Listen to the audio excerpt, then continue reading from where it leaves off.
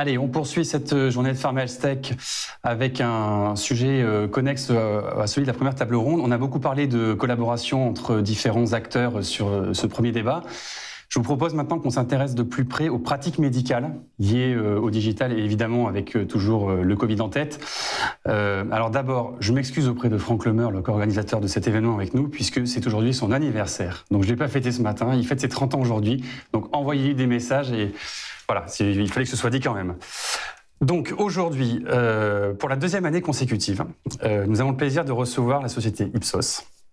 Nisrine, bonjour. Yves, bonjour. Bonjour Pierre. C'est la 5e édition du baromètre Digital Doctors que vous venez de nous présenter. Alors c'est pratique parce que du coup vous venez avec un rétroviseur pour le recul nécessaire sur ces baromètres. L'intérêt est évident que ça, on l'est sur plusieurs années. Vous venez avec une loupe pour faire un focus sur les grosses tendances actuelles qui changent. Et puis avec une boule de cristal, parce qu'il paraît que les laboratoires et les médecins s'interrogent beaucoup sur l'avenir de leurs relations notamment. Donc c'est très pratique.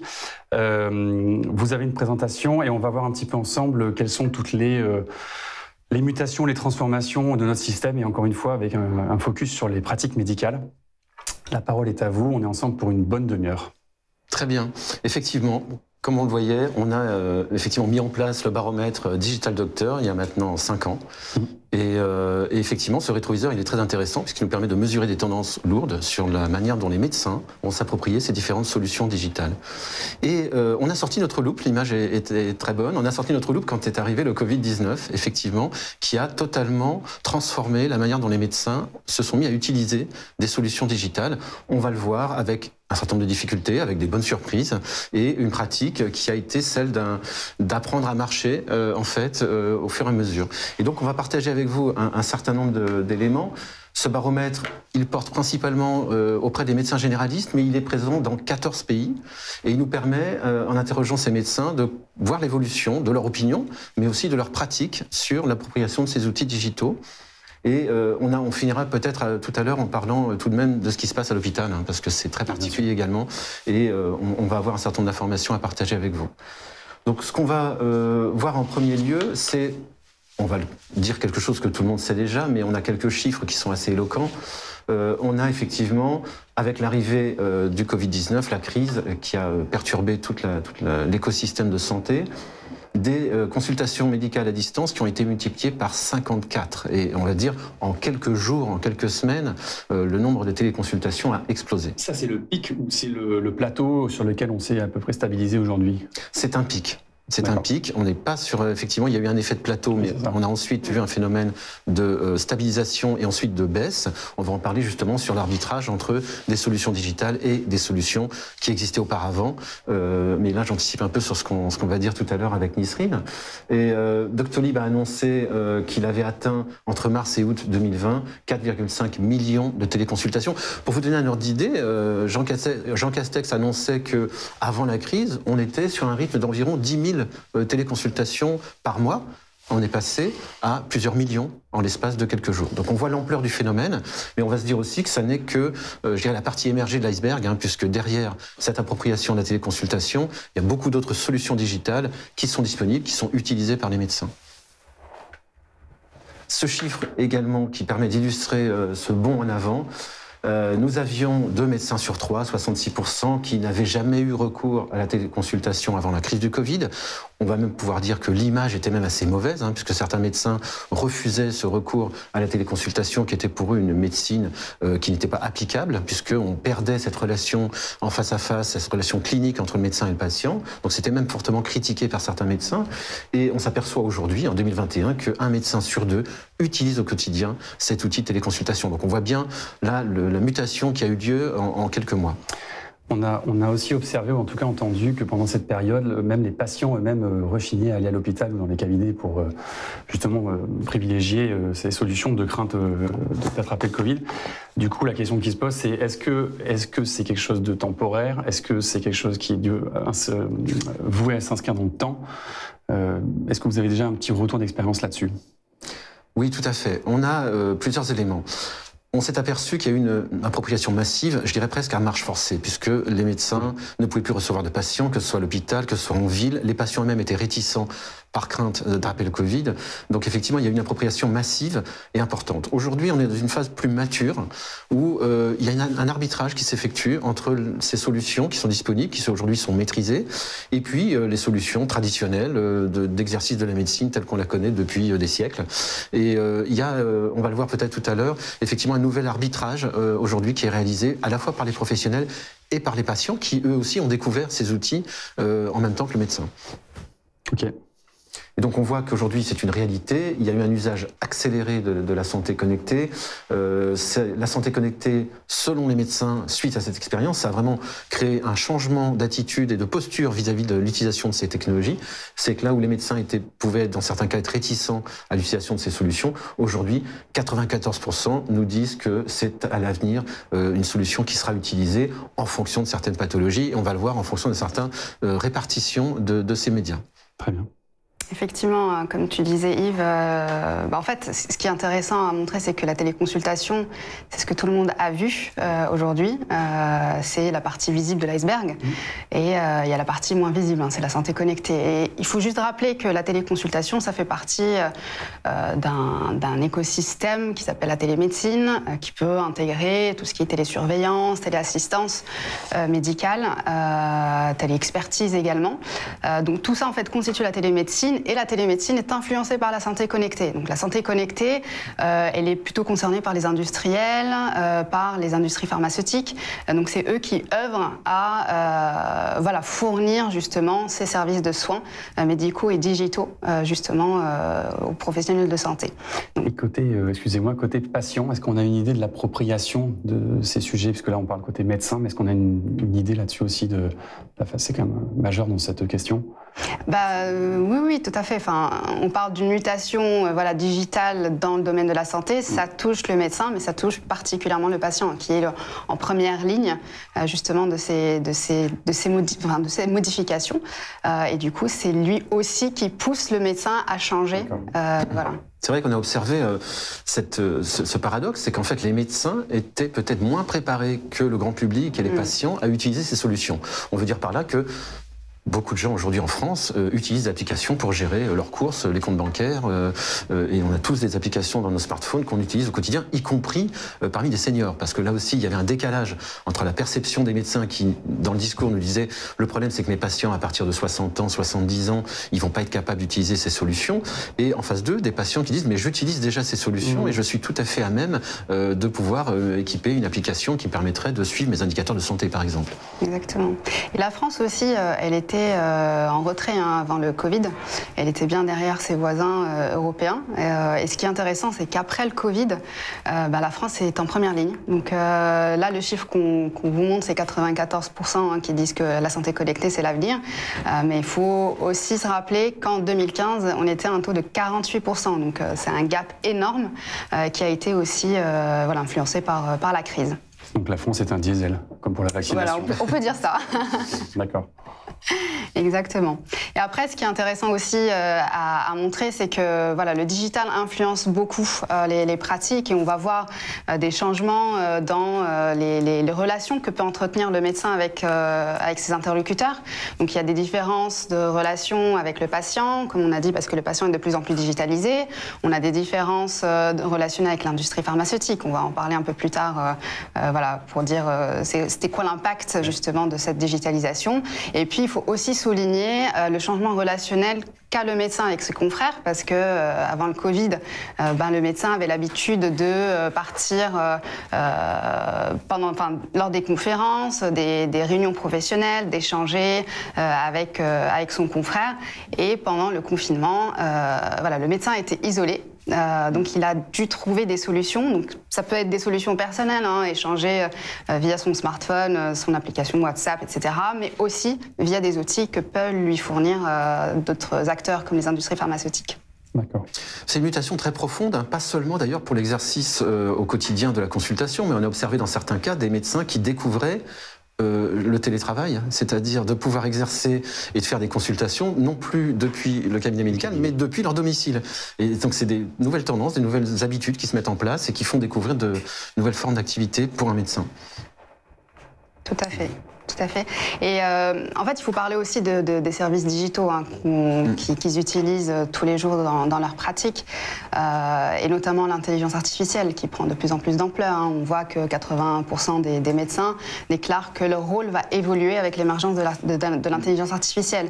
Aujourd'hui, on peut voir l'intelligence artificielle qui est utilisée dans des outils de diagnostic, notamment dans l'imagerie, l'imagerie médicale, dans la radiologie.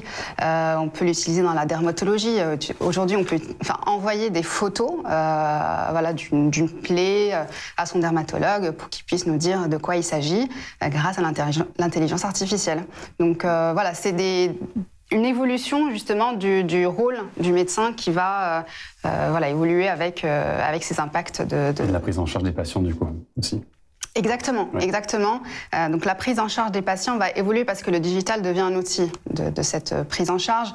On a 57% des médecins qui nous disent que le digital va œuvrer à améliorer en fait la prise en charge du patient. Et ce qui est intéressant, c'est l'évolution qu'on peut voir versus avant Covid. On a évolué de 32%, qui est énorme. Et cela, c'est valable, rappelez-moi, je ne sais plus si vous l'avez précisé en introduction, pour tout type de médecins, pour les spécialistes, les généralistes, vous avez un panel assez représentatif, c'est ça de votre étude? Alors, pour notre baromètre, c'est spécialement des médecins généralistes. Okay. Voilà. Donc, c'est une tendance qu'on voit auprès de ces généralistes, mais aussi ce qui se passe auprès des spécialistes, notamment ce qui impacte de prise en charge. Okay. Voilà. Et le digital, voilà, il va changer, modifier la prise en charge du patient, mais aussi la relation que peut entretenir le médecin avec son patient.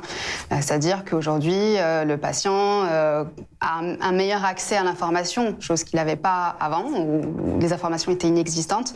Aujourd'hui, il y a une multitude de sources d'informations, donc il va aller puiser, chercher par lui-même. Il y a aussi une implication plus forte, notamment au niveau de l'observance, et également des échanges qui sont un peu plus concrets, plus efficaces, plus constructifs avec le médecin, parce que le patient aujourd'hui arrive avec un bagage d'informations par rapport à sa maladie et sa prise en charge. Donc il y a une discussion lors des consultations, que ce soit consultation face-face ou téléconsultation, par rapport à la prise en charge. Et on passe d'un rôle d'un médecin qui est un sachant vers une relation de partenariat. Là, on parle de tendance déjà engagée avant le Covid, mais accélérée finalement, c'est ça? Tout à fait. Ouais. Tout à fait. Il y a une accélération, comme on l'a vu, un peu à marche forcée de toute cette appropriation de ces services.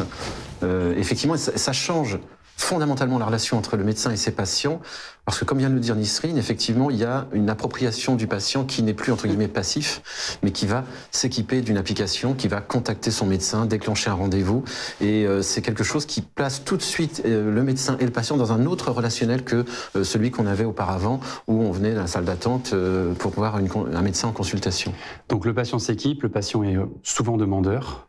Est-ce qu'il y a aussi là-dessus, Yves, quelques craintes côté patient liées à l'utilisation de tous ces outils qui sont extrêmement nombreux, donc qui peuvent parfois faire un petit peu peur? Mais absolument, et c'est ce qui expliquait d'ailleurs le retard qu'on avait pris en France, c'était justement toutes ces craintes liées à la sécurité des données, évidemment, ouais. Puisque là, c'est le frein essentiel? C'est le principal. Ouais. C'est le principal. C'est pas l'usage, c'est pas l'utilisation, c'est vraiment le... Non, parce que les plateformes sont quand même plus ou moins intuitives, elles ont été développées, donc on arrive, quand on sait manier un smartphone, à utiliser ces logiciels de téléconsultation. Ensuite, non, c'est vraiment la sécurité des données, et puis du côté des médecins, on a d'autres craintes. Celle des patients, c'est celle de la sécurité des données. Celle du médecin, c'est de se dire, mais est-ce que je vais réussir à bâtir une relation d'empathie avec mes patients d'aussi bonne qualité que elle pouvait se passer en face à face ou où je recevais dans mon cabinet. L'autre point également que les médecins ont soulevé, et ça a fortement augmenté par rapport à 2020, c'est de se dire on va augmenter le temps de consultation. On sait très bien que les médecins dans la pratique de ville sont débordés, voient beaucoup de patients et ont des consultations qu'ils essayent d'optimiser en termes de durée. Et là, il y a une crainte de se dire mais est-ce que ça va pas m'embarquer dans des consultations qui vont durer trop longtemps? Ce qui est plutôt positif du point de vue du patient, qui lui se dit le médecin va m'accorder beaucoup de temps. Donc là, il y a aussi des arbitrages et des répartitions qui vont se mettre en place. Est-ce qu'on a des éléments quali sur la nature de la discussion et de l'échange entre les médecins et les patients selon qu'ils soient en distanciel ou en présentiel, comme on dit. C'est trop tôt. Alors, bien sûr, c'est un peu tôt encore, hein, puisque c'est en train de se mettre en place, mais on voit que la discussion va paradoxalement se concentrer sur le relationnel. C'est-à-dire que là où le médecin, en face-face, pouvait à la fois gérer son ordinateur, ses fichiers, le Vidal éventuellement posé sur son bureau, la radiographie qu'il est en train de consulter, là, il est concentré à 100% devant l'écran, à l'écoute et au dialogue avec son patient. Donc, ce sont encore des premières pistes qu'on est en train d'étudier, mais effectivement, il y aurait paradoxalement une meilleure, et contrairement à la crainte des médecins, un meilleur relationnel, une meilleure écoute entre le médecin et le patient, parce qu'ils sont de fait placés dans une situation où on ne peut pas être perturbé par d'autres éléments. Okay. Et puis le dernier point, alors ça c'est une grande crainte des médecins également, et pour le coup elle est certainement plus avérée que les précédentes, c'est celle de l'autodiagnostic, des patients qui du coup, on le savait déjà, avaient accès à beaucoup d'informations, mais qui se disent avec toutes ces applications, tous ces services digitaux, ils deviennent autonomes. Ils deviennent autonomes, ouais. et faussement autonomes en fait, c'est-à-dire qu'ils vont interpréter des données de santé qu'ils vont recueillir sur eux-mêmes, on va suivre son poids, sa tension, sa glycémie pour les diabétiques, etc. Et on va pouvoir traiter cette information, l'analyser et en extraire des tendances. Il risque de s'affranchir un petit peu de ce rendez-vous. C'est une crainte effectivement du médecin qui se dit mais je vais perdre en capacité à faire de la pédagogie avec mes patients parce qu'ils vont me contredire sur la base d'informations dont ils disposent. D'accord. Et donc, on a également observé au cours de cette analyse, de cette loupe, quand on a vu arriver la crise de Covid, on venait de mener une vague juste avant. On s'est dit, il faut vite qu'on mesure ce qui se passe juste après pour vraiment mesurer l'impact de cette crise. Et on a sorti notre loupe et effectivement, on a vu que les principales difficultés auxquelles étaient confrontés les médecins dans l'appropriation de ces solutions, c'était la formation. C'est-à-dire qu'ils se sont retrouvés un peu seuls face à ces outils qu'ils ne maîtrisaient pas. Ils avaient la volonté et même la pression des patients pour les utiliser et être assez à l'aise avec tous ces services.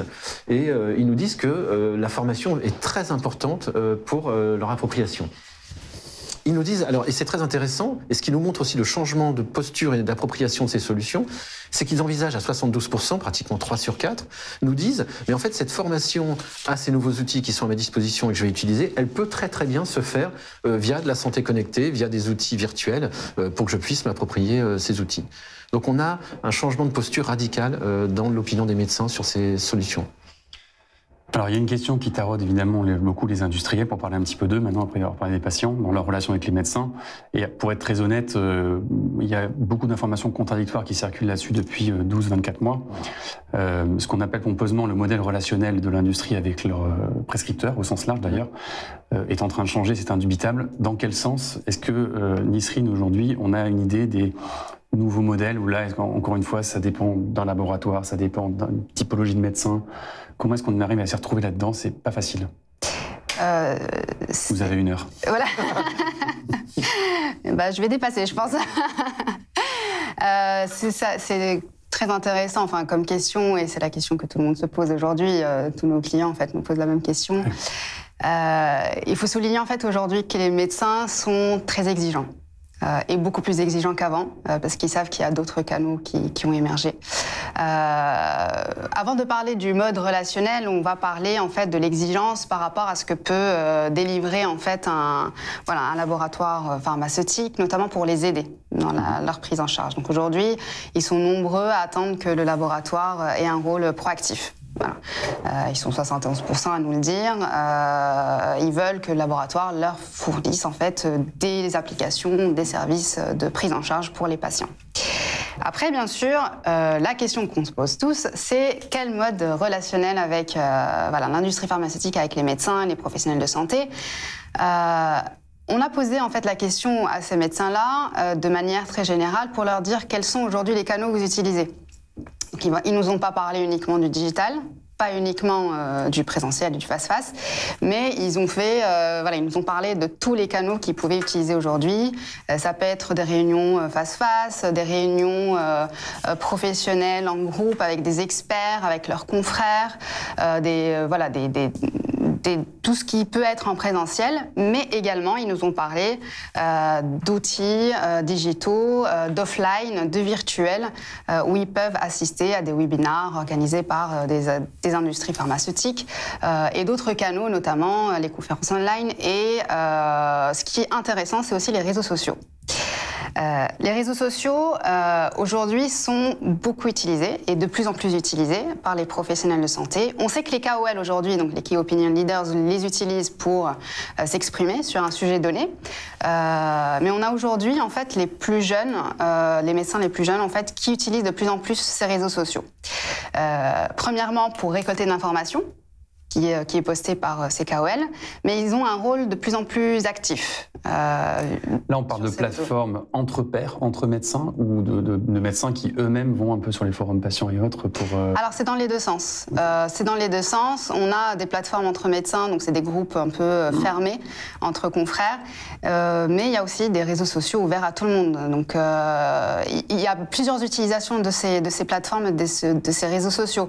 On peut avoir une utilisation pour faire du networking, par exemple, qui aujourd'hui n'est pas disponible ou c'est un besoin exprimé par les professionnels de santé, faire du networking. Donc, ils peuvent utiliser LinkedIn, Twitter, des groupes fermés sur Facebook pour pouvoir faire du networking. Mais il y a aussi des posts qu'ils peuvent faire sur d'autres réseaux comme, je vais citer Instagram, TikTok, aujourd'hui, voilà, pour poster des vidéos. On peut voir des dermatologues qui postent des vidéos de routine de soins, de peau, ou alors des chirurgiens qui filment en direct en fait leur opération pour partager l'expérience. Donc voilà, il faut savoir que les réseaux sociaux maintenant sont de plus en plus utilisés. Les industries pharmaceutiques doivent aussi voir comment ils peuvent accompagner justement ces professionnels de santé pour s'exprimer aujourd'hui sur les réseaux sociaux. C'est vrai que la crise du Covid a eu cet effet de médiatiser énormément toutes les questions médicales. On a vu tous ces médecins, ces professeurs qui s'exprimaient dans les médias grand public, on ne les voyait pas auparavant. La question de la dimension médicale est apparue comme centrale dans les préoccupations des Français. Et de la même manière, les médecins ont utilisé les réseaux sociaux, les médias, pour donner leur point de vue. Et on voit bien dans nos fils d'actualité sur LinkedIn, sur Facebook, des prises de parole d'un certain nombre de médecins qu'avant on n'entendait pas. Et aujourd'hui, ils défendent leur point de vue sur la question médicale pour accompagner tous les changements auxquels on assiste. On peut penser qu'on arrive aussi à une phase de maturité sur ces réseaux sociaux, dans la mesure où ils sont souvent brocardés à juste titre pour les fake news qui peuvent y circuler. Oui. Mais même sur TikTok, je ne sais pas si vous entendez ce matin, mais apparemment même TikTok, vu l'audience dont bénéficie ce réseau, lance des groupes de réflexion officiels avec des autorités sur les fake news et le rétablissement de vérité. On peut penser que la santé fait partie des sujets traités. Clairement. Donc on peut considérer que ces réseaux deviennent un peu plus fiables en tout cas. Il y aura toujours des fake news qui circuleront sur les réseaux sociaux, mais effectivement, cette prise de parole des professionnels pour parler des médicaments et de la médecine, c'est plutôt une bonne nouvelle. Ça permet effectivement d'avoir quelque chose de plus rationnel dans le discours. Bon, ce qui est intéressant, c'est que sur tous ces outils, au-delà de l'image statique que vous nous avez montrée, on a une idée également de la progression ou de la décélération de l'usage de ces outils. C'est cela aussi chez vous? Oui, exactement. En fait, on a fait un exercice de voir quelle est l'évolution de l'utilisation des outils digitaux versus le face-face. Donc ça, c'est avant et post-Covid. Donc voilà. Sur quoi? Sur 12-18 mois à peu près? 2 ans peut-être? Moins. Entre 7 et 8 mois. D'accord. Voilà. Ce qui est flagrant, ce qu'on voit, c'est une vraiment tendance qui va vers le digital. Juste pour expliquer un peu ce graphe, on a les lignes bleues qui représentent le digital et les lignes rouges qui représentent le face-face. Et là, on le voit clairement, c'est le digital qui grimpe et le face-face qui descend. Mais pour autant, il ne disparaît pas. Ça veut dire que aujourd'hui, il faut savoir mixer justement entre ces deux canaux. Le digital et le face-face, et tout l'exercice est de savoir comment mixer justement ces... Oui, parce qu'on le voit même visuellement, en regardant ce graphe sans rentrer dans le détail des chiffres, on voit bien que nous étions avant le Covid dans une situation où les écarts entre le recours à ces différents médias étaient très importants, puisqu'on était à 50% pour les plus utilisés et 11% pour les outils digitaux qui étaient les moins fréquemment utilisés par les médecins. Il y a un resserrement, et en fait, on se retrouve maintenant avec un ensemble d'outils qui sont plus ou moins utilisés et dans des proportions qui se rapprochent, qui sont assez similaires, entre 22 et 45%. Ce qui veut dire qu'après, sans regarder dans le détail chacun des médias, on voit bien qu'il y a un nouvel arbitrage, un nouvel écosystème qui se met en place, dans lequel il n'y a plus de solutions qui soient écartées ou qui soient minoritaires. Alors les solutions ne sont pas encore toutes écartées. On voit bien que historiquement, de toute façon, la visite médicale en volume, si je peux m'exprimer ainsi, était de toute façon acquise comme 10 millions. Est-ce qu'on observe déjà un changement de posture sur le plan qualitatif dans le discours entre ce qu'on appelle les visiteurs médicaux, en tout cas les représentants des laboratoires au sens large, on va même jusqu'au MSL, au RSR et autres, ou est-ce qu'on n'a pas encore fait ce shift côté industrie? Et comment est-ce que les labos, du coup, derrière, s'adaptent à cela? Parce que, encore une fois, ce sont des tendances qui sont renforcées. Je pense que sur le principe, ces tendances-là, vous les aviez sur les premiers baromètres. Tout à fait. Là, c'est des chiffres qui sont plus marquants. Exact. Est-ce que les labos, depuis 4-5 ans que vous faites le baromètre, vous avez observé un changement de comportement Alors, de la part des laboratoires, effectivement, il y a une prise de conscience. Il y a une prise de conscience, là, que, effectivement, 2 médecins sur 3 qui nous disent qu'à terme... Mais est-ce qu'ils s'y mettent vraiment? C'est ça le sujet. Alors, oui. Oui, ils s'y mettent vraiment. Ouais. En tout cas, la réflexion aujourd'hui agite tous les sujets effectivement auprès des laboratoires, qui voient bien, qui observent bien la fin d'un système sur lequel on ne peut plus axer 100% de ces investissements, parce qu'on parle de ça, hein. C'est clairement la prise de conscience de se dire, on le savait très bien qu'il y avait une tendance de fond à une baisse en quantité, effectivement, de ces visites. Le MSL, effectivement, a été une réponse qui a beaucoup séduit les médecins, de se dire, j'ai un spécialiste qui vient me parler d'un autre type d'information que pouvait le faire le délégué, et on va dans ce sens de l'histoire. Mais la crise du Covid a vraiment mis au pied du mur l'industrie pharmaceutique qui s'est dit, mes délégués, je ne peux plus les envoyer sur le terrain demain. Comment est-ce que je maintiens un relationnel, un lien avec mes prescripteurs, avec mes partenaires de la prise en charge des patients? C'est une question centrale que beaucoup d'industriels sont venus nous poser. Et effectivement, il y a beaucoup d'actions qui vont être lancées dans les mois et les années à venir pour repenser la manière de maintenir un relationnel avec des médecins, que ce soit en ville ou à l'hôpital.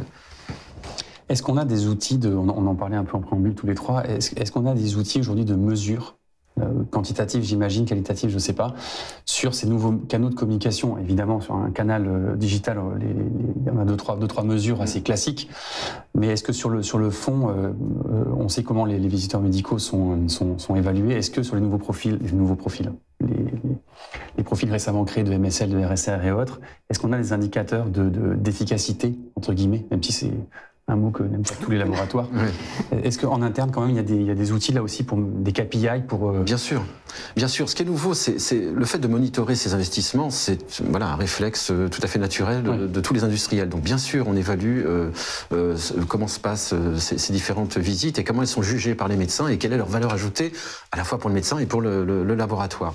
Ce qui est nouveau, c'est qu'on ne va pas seulement investir demain dans un modèle qui sera monolithique autour des visites des délégués en face à face, mais une répartition et qu'on mesure à travers le slide qu'on vous montre là. C'est des outils dans lesquels un algorithme va modéliser la manière dont demain le nouveau mix média va pouvoir s'articuler. Ce mix média, il va dépendre de l'aire thérapeutique, il va dépendre du profil des médecins et on va bâtir des segmentations de médecins à partir de ces indicateurs qui vont croiser 2 grands types d'informations. Le média privilégié par les médecins tel qu'il le conçoit dans sa pratique et on voit que cette répartition est en pleine mutation. Et puis le contenu, c'est-à-dire on s'aperçoit que les médecins n'attendent pas forcément la même information par le même média. Ils font un arbitrage. Et c'est cet arbitrage que nous décryptons et qu'ensuite on va pouvoir transmettre pour accompagner nos clients, pour leur dire, voilà, sur cette aire thérapeutique, auprès de ce type de médecin, il y a tel et tel profil qui apparaissent et leurs attentes s'orientent sur une information de tel type qui sera plutôt à approcher vers eux sur ce média-là.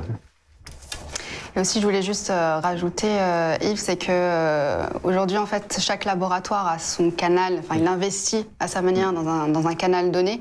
Et justement, on peut, via cet outil, calculer en fonction, des investissements de chaque laboratoire, quelle combinaison de canal peut avoir le meilleur impact sur son client. On a des typologies aujourd'hui. Oui.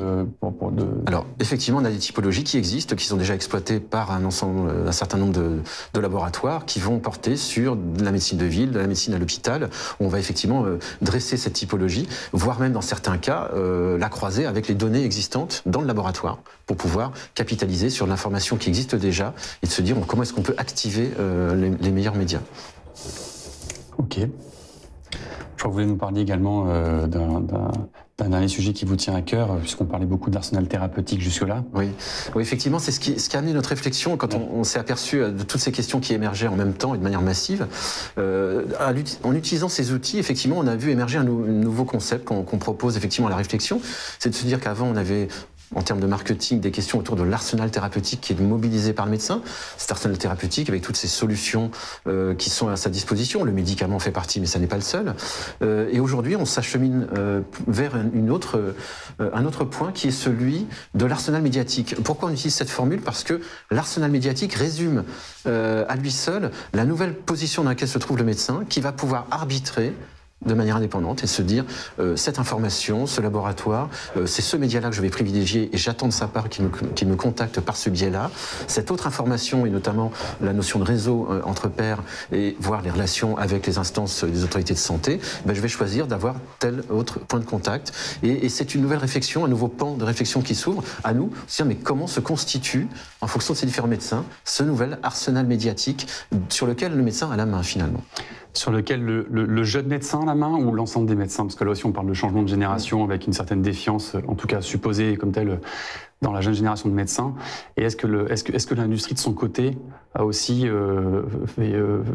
fait ce shift générationnel pour qu'en face des nouvelles attentes des médecins, il y ait aussi une nouvelle réponse à apporter, qui ne soit pas que technologie, qui ne soit pas que marketing, en fait, ou pas encore? D'après vous? C'est des réflexions en cours, en fait. C'est vrai que ce phénomène de jeune génération de médecins, on l'avait observé déjà ces quelques années. Là, il y a effectivement un sujet qui est devenu encore plus crucial et plus prégnant avec la crise du Covid, parce que, entre guillemets, ça leur a donné raison. C'est-à-dire qu'ils ont dit, voyez bien, on a besoin d'autres outils que la classique visite du délégué, qui ne doit pas disparaître. Hein. On insiste bien sur ce point-là. Et il ne s'agit pas de dire qu'on remplace du présentiel par du digital. Ça serait une mauvaise stratégie. Et c'est certainement pas ce qu'attendent les médecins. Ils sont très attachés au relationnel qui peut s'établir en face à face, que ce soit au cours d'un congrès ou la visite d'un délégué. Donc il ne s'agit pas de remplacer un système par un autre, mais d'avoir une nouvelle relation avec l'industrie pharmaceutique qui sera plus complexe, plus personnalisée et qui répondra mieux à ses attentes. Et effectivement, ces nouveaux médecins représentent un défi pour l'industrie pharmaceutique.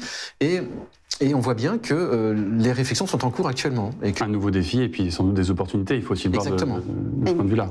Exactement. En fait, les plus jeunes aujourd'hui ont une méfiance vis-à-vis des laboratoires pharmaceutiques. Donc l'industrie doit aujourd'hui non pas faire du push, mais être à l'écoute de ces jeunes médecins, savoir en fait de quoi ils ont besoin, de leurs attentes, pour justement répondre directement à leurs questions et pas uniquement fournir des données. On a de vraies études robustes là-dessus, sur les attentes de cette nouvelle génération, où non pas des bruits de couloir, mais c'est du ressenti, ou est-ce qu'on a quelque chose de tangible là-dessus pour vraiment l'évaluer? Alors oui, on a des chiffres très clairs. Là, on n'en a pas présenté ce matin, mais effectivement, on a des chiffres très clairs qui montrent que le niveau d'attente, de confiance, de la place que donne le médecin à l'industrie pharmaceutique, ça c'est clair, dépend de la génération, très clairement. D'accord, oui. Ok. Le temps passe, donc je vais me faire gronder, et vous aussi d'ailleurs. Donc je retiens que les relations s'enrichissent mais se complexifient, les pratiques aussi bien sûr, avec peut-être toujours ce paradoxe de la relation de ce colloque singulier, non pas entre le médecin et son patient, mais entre le médecin et le laboratoire. Une attente de la part de la communauté médicale de certains services, mais toujours aussi quand même un peu de défiance, le mot est un peu fort, mais en tout cas de prudence par rapport à tous les messages qui peuvent être délivrés. Les barrières technologiques et culturelles semblent tomber petit à petit. On voit quand même que les sujets de sécurité, comme vous l'avez dit, sont encore très prégnants.